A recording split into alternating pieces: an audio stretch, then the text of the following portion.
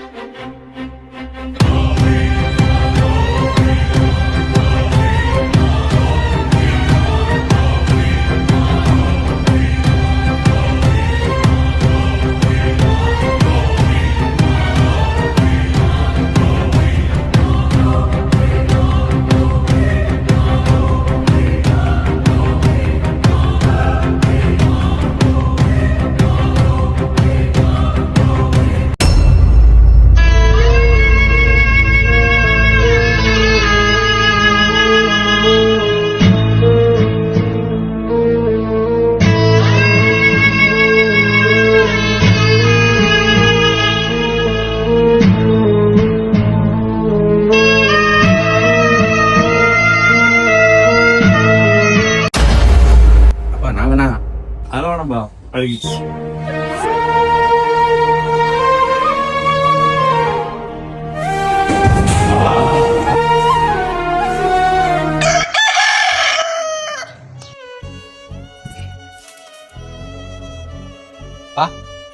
சொல்லுண்ணா, உங்ககிட்ட ஒன்று கேட்கணும். நேற்று நடந்தது சாரி கேட்க போற?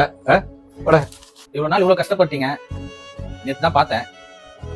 ஏன் இது என்கிட்ட ஒரு வார்த்தை கூட சொல்லல? அதுவா, இந்த காலத்துல எந்த பசங்க அப்பன் கஷ்டத்தை சொன்னா புரிஞ்சுக்கிறீங்க? அப்படியே சொன்னாலும் பூமரு கிரிஞ்சி அப்படின்றீங்க. அது மட்டும் இல்ல, நான் கஷ்டப்பட்டு வந்தாலும் நீ கஷ்டப்படாம வரலாம்னு நினைச்சேன்.